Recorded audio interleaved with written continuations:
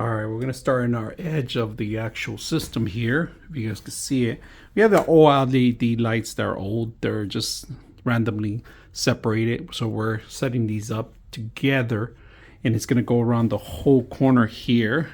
If you guys can see that, and we're gonna fix it up a little bit more, and we're gonna put the other one on the top so you guys can see it. All right, so if you want to display your collection like I do, this is a perfect way to do it. So if you can see, I have my second layer on the top and the bottom.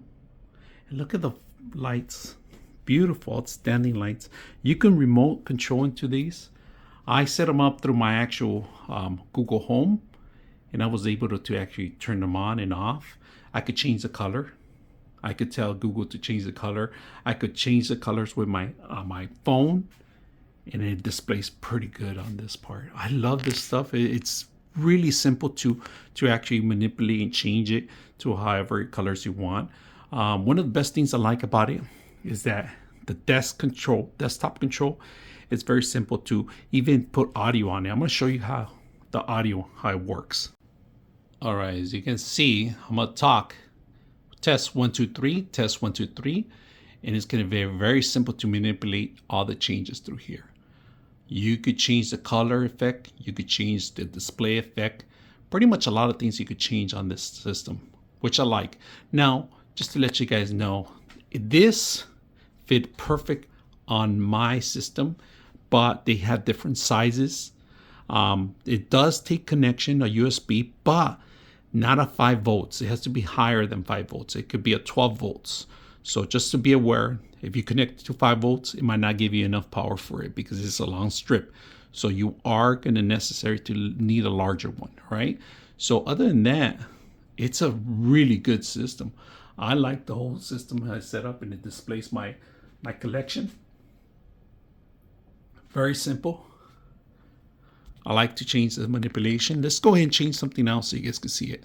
All right, the app lets you control up to hundreds of different combinations in here. This is one of my favorite ones.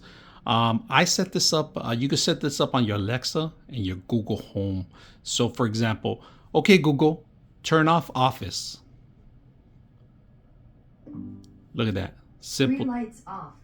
It turns off my lights. So very simple, easy to manipulate. I hope you guys enjoy the video. All right, so right now I'm gonna display my room where I have the lights, and I'm gonna tell Google to go ahead and turn them on, and then we're gonna show you the application. But right now, I'm just gonna manipulate it manually. So let me go into the computer system here. We're gonna do the bottom one first. All right, we're gonna turn it on. We're gonna log in first, and you could turn it on. Look at that. I'm just gonna turn it on so you guys can see some of the functions. Now, I could change it from here to different settings, if you guys can see that, to multiple settings that you have right now. So right now I have that one, and I could even change it to audio if you want. And like I said, solids, we could go solids. Music, we could do manipulation music, and so forth. Dynamic's my favorite one. This is where it's going to play a lot of the stuff and a lot of functions. So very simple to use the application, but like I said, I have it set up on my home already. So I'm going to show you the lighting settings I have on my Google. Okay, Google, turn on office lights.